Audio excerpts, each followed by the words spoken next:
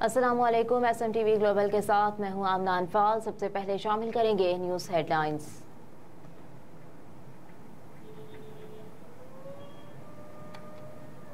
चीन की पॉलिसी वाज़ेह है, हम पाकिस्तान के अंदरूनी मामलात में दखल नहीं देते। चीनी कौंसल जनरल का बयान। चीनी कौंसल जनरल याओ शेरिन ने ज़कू ने खुसूसी इंटरव्यू में नवाज शरीफ की वापसी के सवाल पर कहा कि मियां नवाज शरीफ की वापसी पाकिस्तान का अंदरूनी मामला है। चीन की पॉलिसी वाज़ेह है कि हम पाकिस्तान के अंदरूनी मामलात में दखल नहीं देते। पाकिस्तान में इंतखाबात के हवाले से याओ शेरिन ने कहा कि हम ये ख्वाहिश जरूर करते हैं कि इंतखाबात शफाफ और आज़ादाना हो। हर सियासी जमात और स्टेक होल्डर्स को ऑन बोर्ड लेकर एक पेज पर लाना चाहिए। इससे चीन पाकिस्तान के ताल्लुकात और CPEC मजीद तरक्की करेगा। चीनी कौंसल जनरल ने कहा कि हम जानते हैं CPEC को कुछ चैलेंजेस और मुश्किलात का सामना है। CPEC के लिए प्लानिंग, पॉलिसी और अमल दरामद में मजीद कोऑर्डिनेशन की जरूरत है। मजीद कहा कि समझ नहीं आता कुछ बैरूनी अनासिर क्यों CPEC की मुखालिफत करते हैं। कुछ अनासिर तो पाकिस्तान और चीन के दरमियान अच्छे ताल्लुकात पर भी खुश नहीं। हम जानते हैं कुछ बैरूनी और चंद अंदरूनी अनासिर CPEC पर अमल दरामद पर खुश नहीं, लेकिन मैं यकीन रखता हूँ ये सारी तनकीद और मुहिम बेबुनियाद और नासमझी पर है।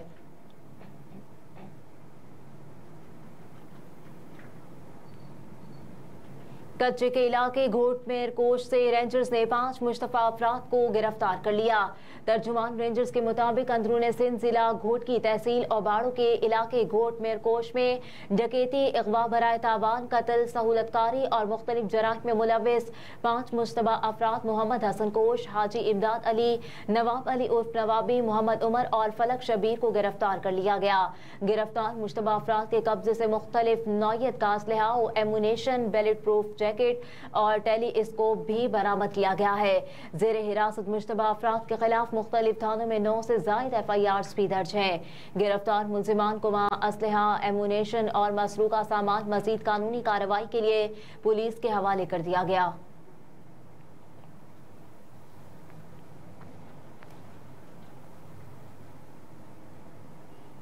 ताहिर प्लाजा आतिशज़दगी केस। एनी शाहिदीन ने टारगेट किलर सैयद भरम समेत 3 दहशतगर्दों को शनाख्त कर लिया।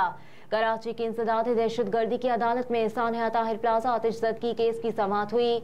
2 एनी शाहिदीन ने टारगेट किलर सैयद भरम समेत 3 दहशतगर्दों को शनाख्त कर लिया और बयान में कहा सैयद भरम दीगर मुल्जिमान ने फायरिंग की और वकला दफातर जलाए। एनी शाहिदीन, गवाहान, रिक्शा ड्राइवर और मकतूल वकील के गनमैन के बयानात में भी कलमबंद कर लिए गए। गवाह रिक्शा ड्राइवर ने कहा कि वाक़े के रोज में ताहिर प्लाजा के करीब खड़ा था। अचानक से फायरिंग की आवाजें आना शुरू हुई और भगदड़ मच गई। सैयद भरम समेत दीगर मुल्जिमान को फायरिंग करते देखा और जुडिशल मजिस्ट्रेट के रूबरू भी शनाख्त परेड के दौरान इन मुल्जिमान को शनाख्त किया। गवाह गनमैन ने बयान में कहा कि सैयद भरम और दीगर मुल्जिमान ताहिर प्लाजा में दाखिल हुए।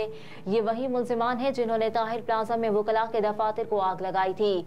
सैयद भरम समेत दीगर मुल्जिमान को आग लगाते हुए देखा था। अदालत ने आइंदा समाअत पर केस के मजीद गवाहान को तलब कर लिया। पुलिस ने कहा कि मुकदमे में सैयद भरम, इमरान सैयद, फैसल जावेद उर्फ मामा गिरफ्तार हैं। मुल्जिम इमरान सैयद ने 164 और GIT बयानात में ताहिर प्लाजा को आग लगाने का एतराफ किया था।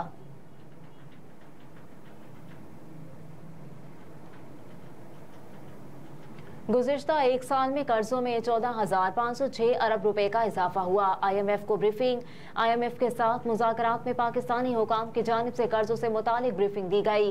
ज़राए के मुताबिक IMF को ब्रीफिंग में बताया गया कि पाकिस्तान के कर्जों का हुजूम अगस्त के आखिरी तक 63,966 अरब रुपए तक जा पहुंचा है। ब्रीफिंग के मुताबिक अगस्त के आखिर तक गैर मुल्की कर्जों का हुजूम 24,174 अरब डॉलर रहा और मकामी कर्जों का हुजूम 39,791 अरब रुपए रहा और गुज़िश्ता एक साल में मजमूई कर्जों में 14,506 अरब रुपए का इजाफा हुआ।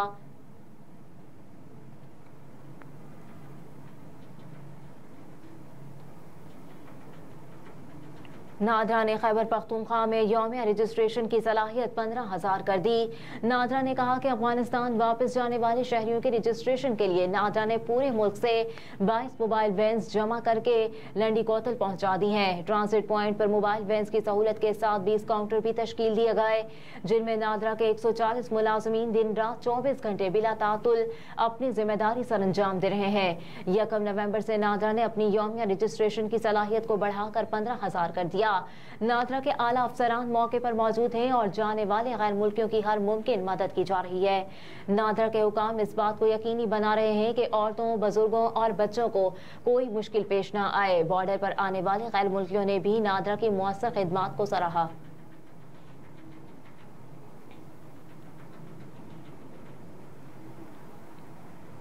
वफाकी पुलिस ने ईमानदारी की मिसाल कायम करते हुए शहरी की कीमती अशिया में 60 लाख मालियत के 92 पाउंड्स वापस कर दिए। जराये के मुताबिक शहरी शॉपिंग मॉल की पार्किंग में गाड़ी स्टार्ट छोड़ गया था। गाड़ी में कीमती अशिया और 60 लाख मालियत के 92 पाउंड्स मौजूद थे। वफाकी पुलिस के डॉल्फिन स्क्वाड ने गाड़ी तहवील में ले ली। मारगला पुलिस ने शहरी से राब्ता करके गाड़ी, करेंसी और तमाम सामान वापस कर दिया। शहरी ने कहा कि पुलिस ने मिसाली ताउन किया और हिफाजत की। इस्लामाबाद पुलिस की तरफ से किया गया ताउन हमेशा याद रहेगा।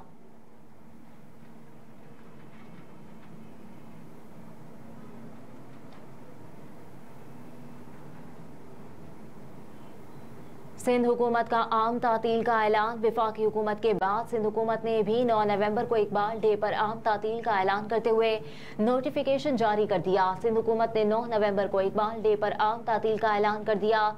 चीफ सेक्रेटरी सिंध फखर आलम ने नोटिफिकेशन भी जारी कर दिया। वफाकी हुकूमत ने यौम इकबाल के मौके पर मुल्क भर में आम तातील का ऐलान किया है और इस हवाले से काबीना डिवीजन ने नोटिफिकेशन भी जारी किया। हर साल 9 नवंबर को पूरे पाकिस्तान में शायर मशरिक अल्लामा इकबाल के यौम पैदाइश को यौम इकबाल के तौर पर मनाया जाता है।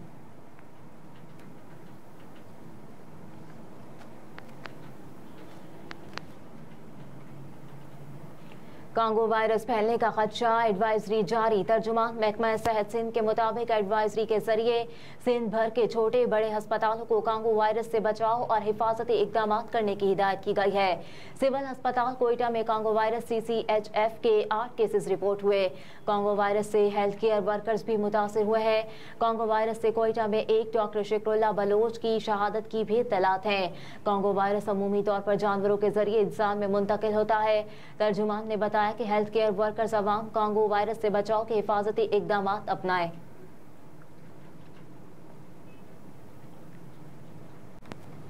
इसराइल की गजा में पनाह गुज़ीन कैंपों पर बारूद की बारिश। शहदा की तादाद 10,000 के करीब पहुंच गई। गजा की रिहायशी इमारतें तबाह करने के बाद इसराइली फौज ने पनाह गुज़ीन कैंपों पर हमले तेज कर दिए। इसराइली तैयारों ने रात गए अलमगाजी, एलशाती, जबालिया कैंपों पर मुसलसल बमबारी के नतीजे में मजीद 50 से जायद फलस्तीनियों ने जाम शहादत नोश किया, जिसमें एक ही खानदान के 21 अफराद भी शामिल हैं। सहूनी फौज ने अल-कुद्स अस्पताल के करीब रिहायशी इमारत को मलिया मेट कर दिया।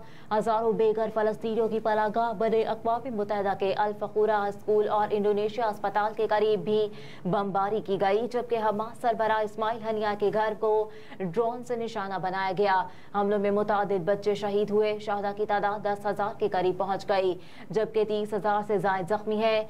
सहूनी फौज ने मगरबी किनारे में भी हमले तेज कर दिए। एक घर पर टैंक शिकन मिसाइल दागा। हमले में 3 फलस्तीनी शहीद और मुतादिद जख्मी हुए, जबकि सहूनी फौज ने मगरबी किनारे से 40 से जायद फलस्तीनियों को हिरासत में ले लिया।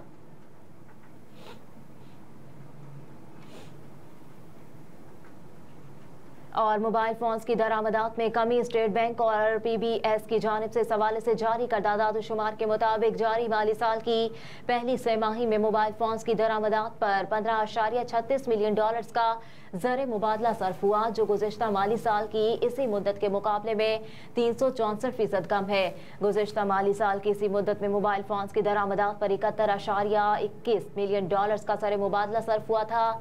सितंबर 2023 में मोबाइल फोन्स की दरामदात का हुजूम $7.048 मिलियन रिकॉर्ड किया गया, जो अगस्त में $4.97 मिलियन और गुज़िश्ता साल सितंबर में $85.81 मिलियन था। माली साल 2023 में मोबाइल फोन्स की दरामदात पर $90.88 मिलियन का ज़र मुबादला सर्फ हुआ।